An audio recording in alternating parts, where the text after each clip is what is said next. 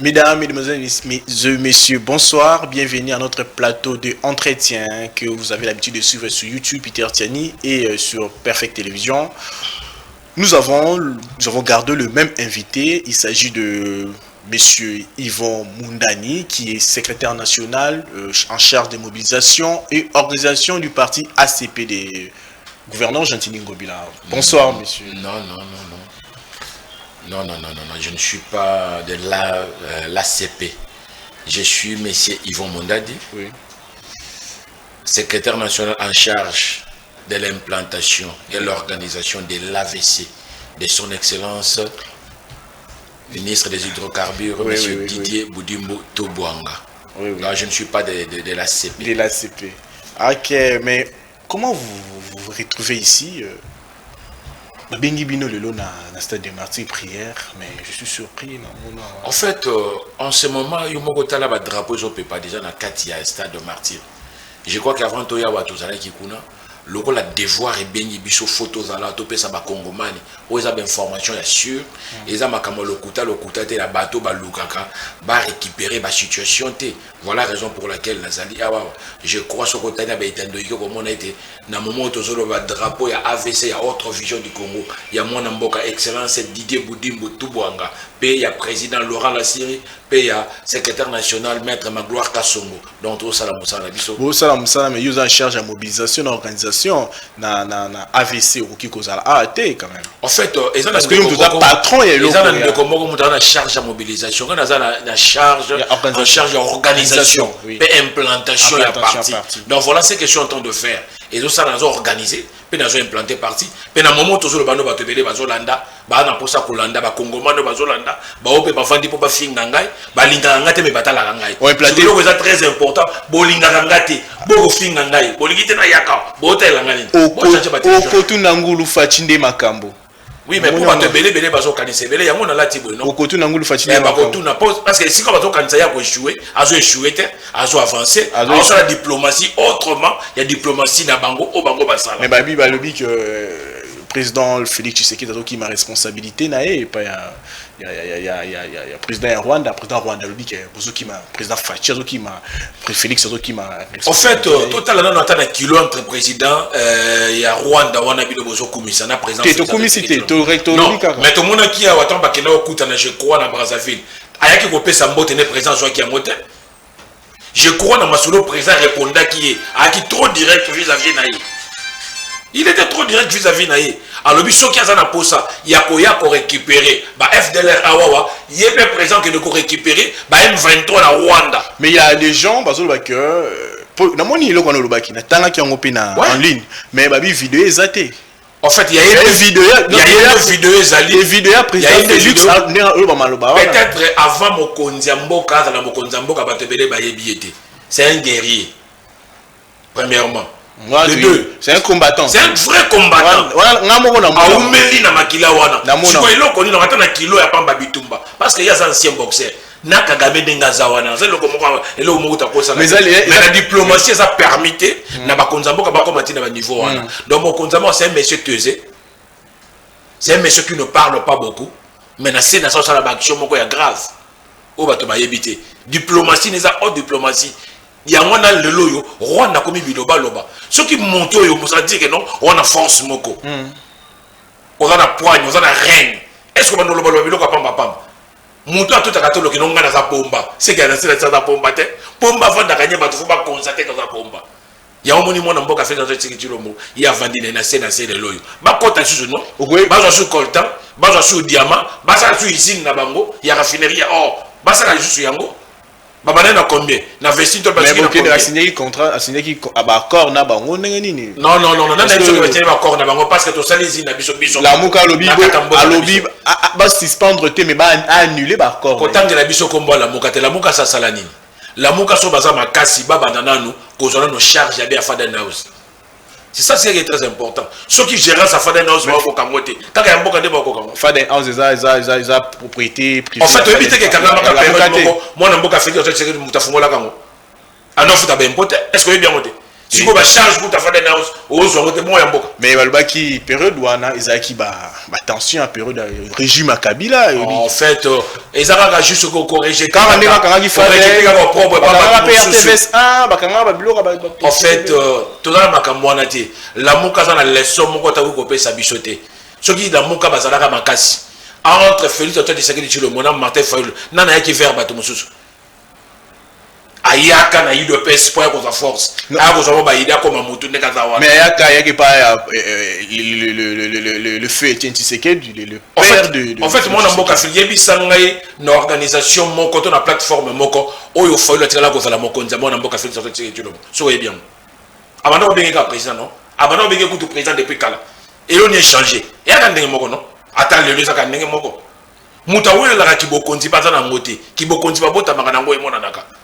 On a charisme, on senti bien qui m'ont compte. Est-ce qu'il y a ça maintenant à diriger la République démocratique Congo? Mais oui que même président Félix en a considération pas président Fayulu ou président décidé. En fait, omoni bando président. Omoni bando président comme président décidé. Omoni bando bakoli tebi papa na bango tebi maman na bango tebi bekolo batanga.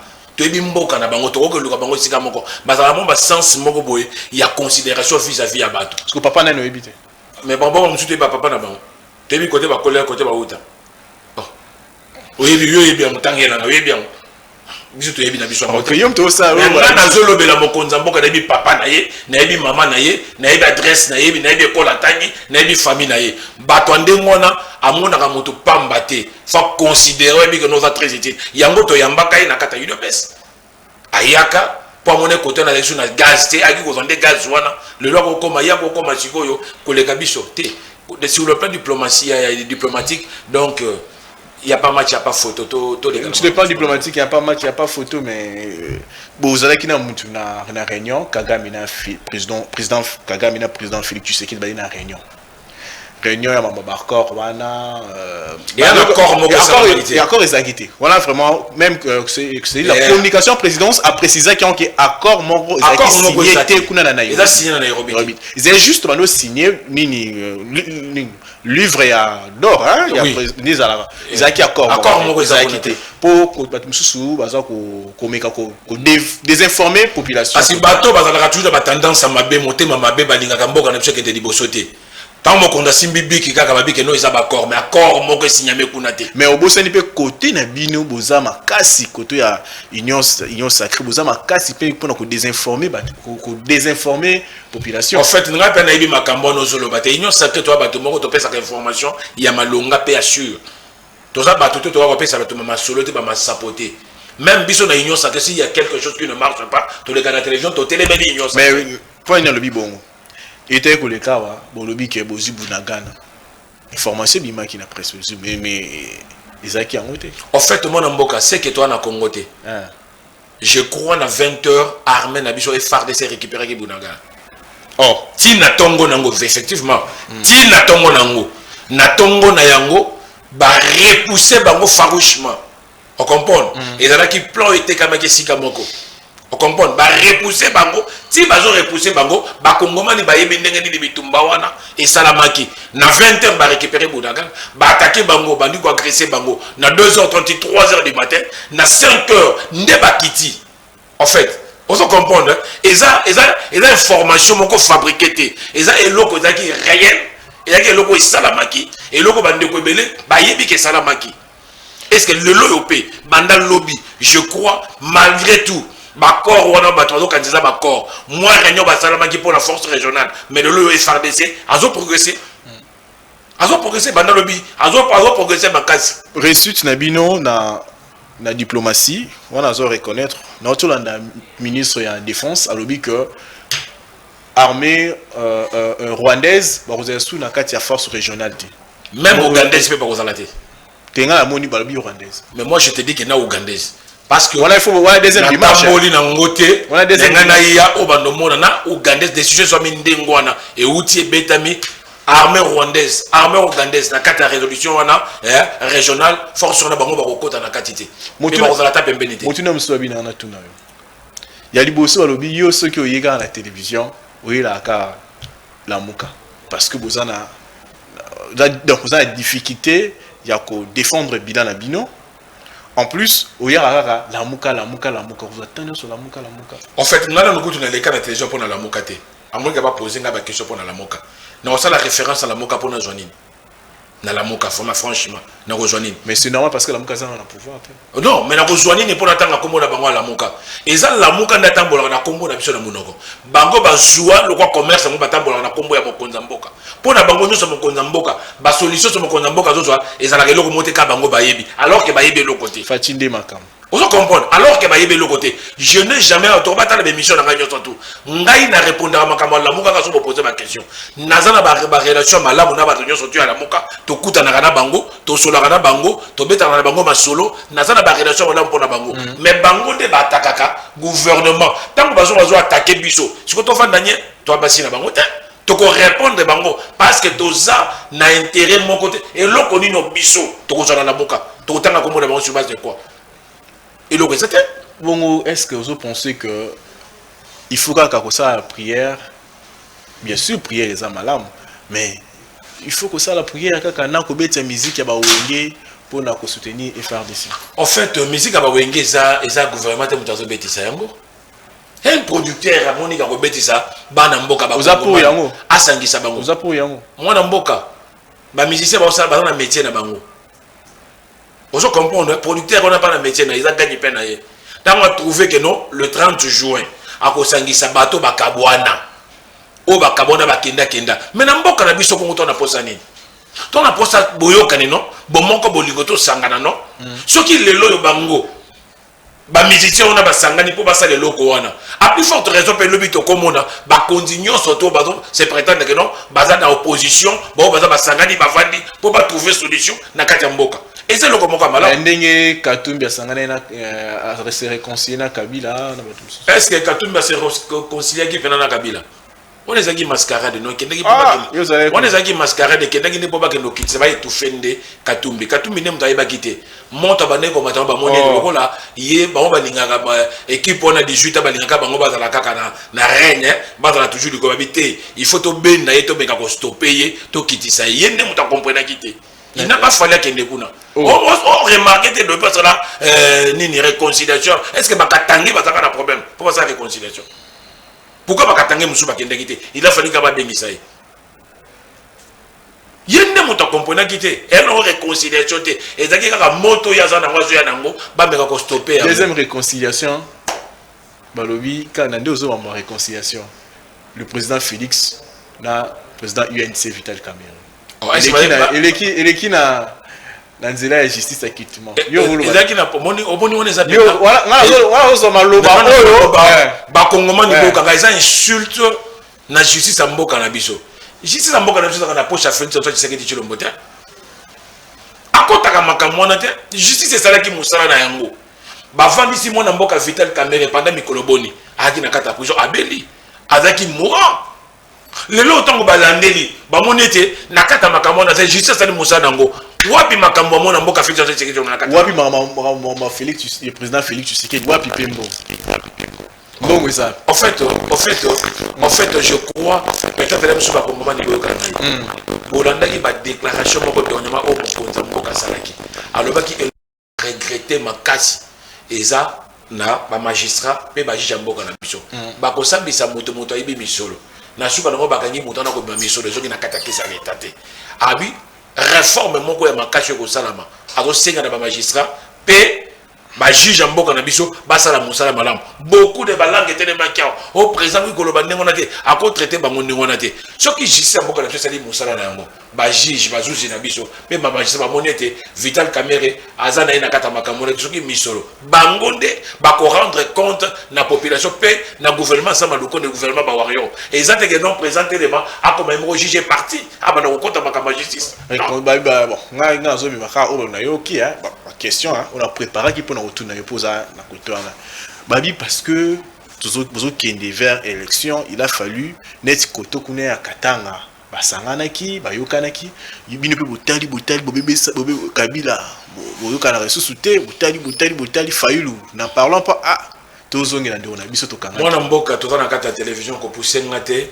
na loba makambo moko et na parti moko politique te na kata Katanga eleki inaffect alors que président ngwa suna bomo ite Vous comprenez? Il est qui en est na mobulu na population na Kasumbalesa ça ndenge mais ngana wuti salaire pillage ngana wuti Kasumbalesa ngana wuti presque partout oui que ba salaire pillage na lobby hein et ça na partie mon côté et à la population koleka inafek vous comprenez est-ce qu'il inafek que ça na et na bato mosusu yebisanga batongo ya ndenge ni nango o batikala parce que na yo ngota na parti oyo bazali na pouvoir pendant 18 ans mais parti ko bato aussi la 10 jours au jour non ezalaka bongo bato bazali na batuni nango mwana mboka Philippe to diseke tilo mazo banga ne moto mongo te ao bunda pona biso ba congolais seul bateau bazo comprendre te o baza mitema mabende ba omona mais azo bunda esika mboka na biso te kamaki esika mboka na biso ba kundaki ba bombaki e komaki lokola ligablo ya batu moko o ba vanda po babuka kabandiaka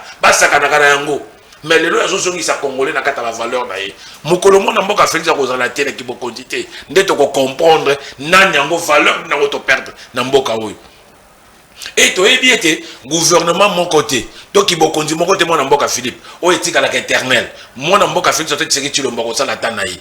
Après 10 ans, na 2030, peut-être on a sous président. Après 10 ans.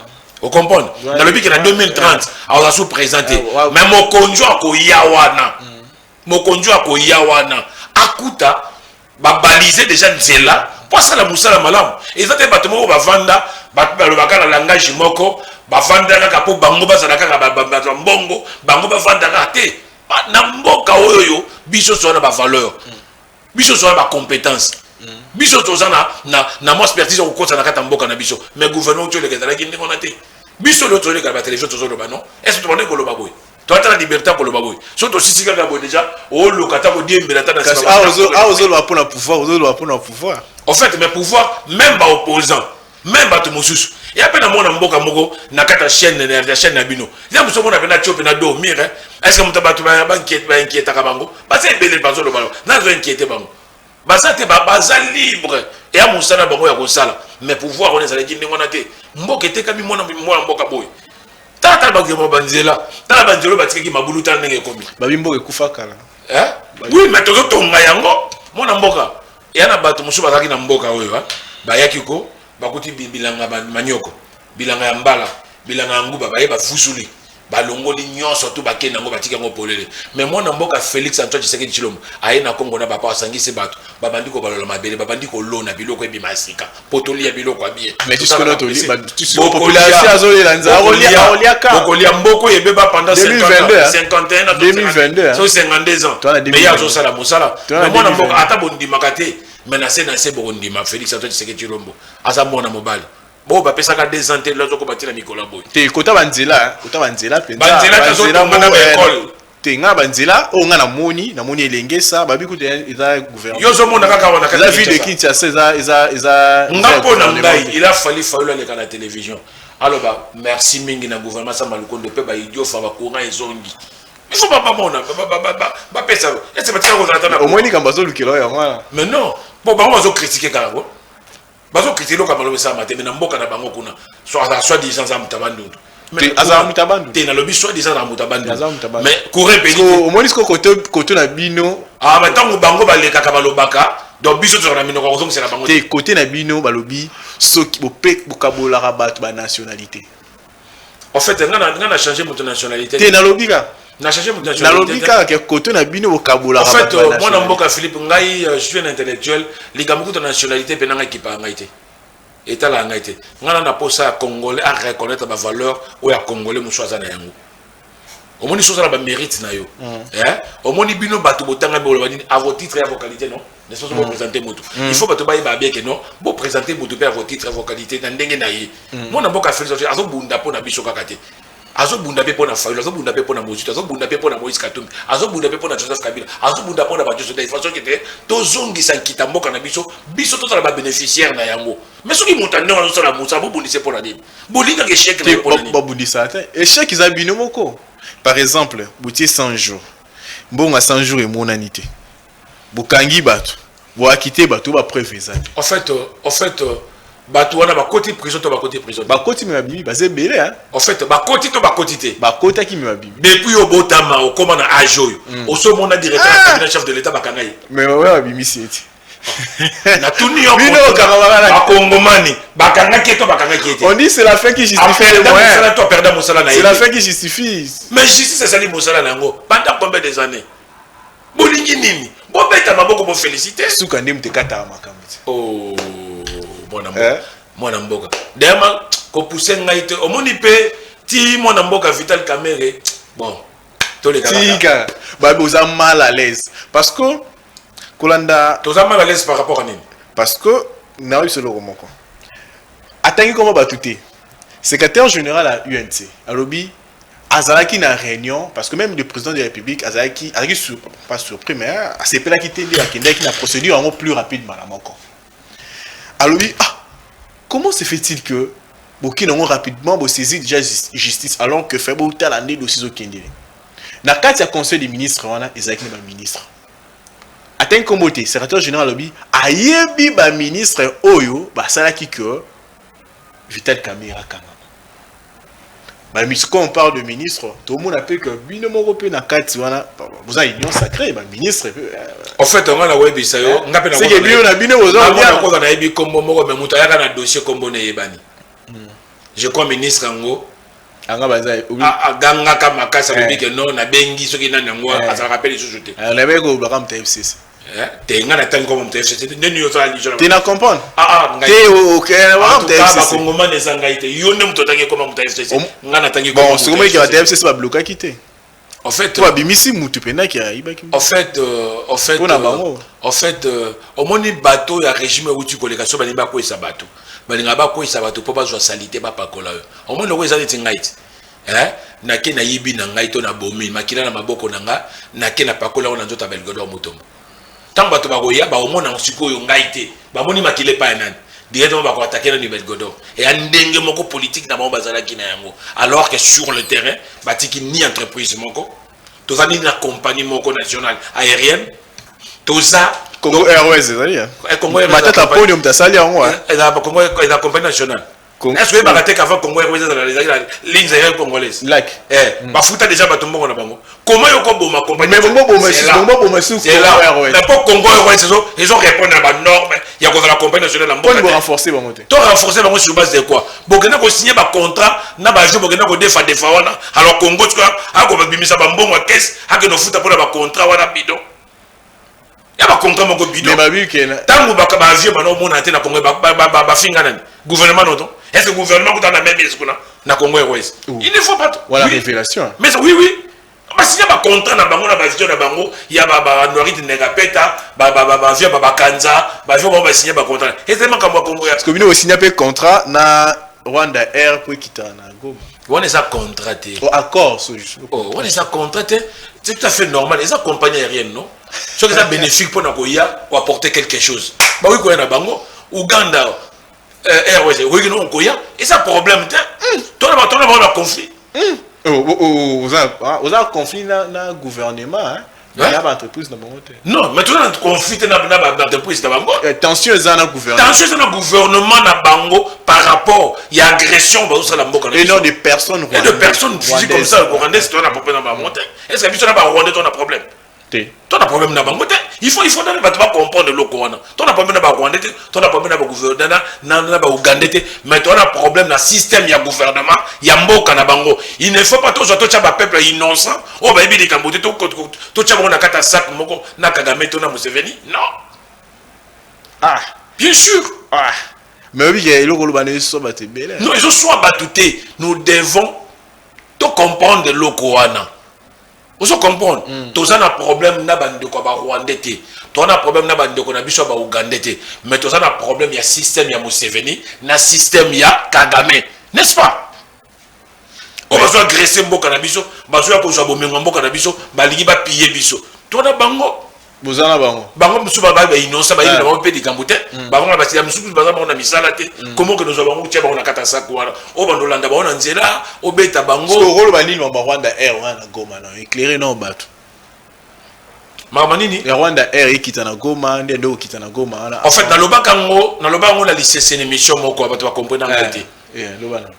Comment se fait-il avion jo kita sans coutu plan moko il y a décollage sur atterrissage na kata mboka na biso comme on a lokola kaka ezo kita nango pe jus nango ba minéral mboka na biso et matina yango eza makambo bazolinga kobombela mokonza mboka o bazolinga bayinisa ye o bazoluka ke no kongwaza malamu mingi te parce que ye aza mokonzo yo afungoli biso lobi ke non minéral ya mboka na biso oza na posa na yango il faut de qu'est-ce l'état mboka ça nini ekota tout ça ba marché ya gagnant 50 yo jui au pesi mbongo na biso to teke le bilo o balingi ya ofeli oza surprenant na discours no oyo secrétaire national en charge d'implantation et organisation il y a AVC ba pesio okende ko implanter parti na discours no ba robet na province mususu en fait nazo tambola presque partout ba robet ngate oyebi ba kongomani mando ko sabango kala ba comprendre loko moko o monte langage na bango changer yo mona so ba tozole kala nzela ba tempo ba finga moko na mboka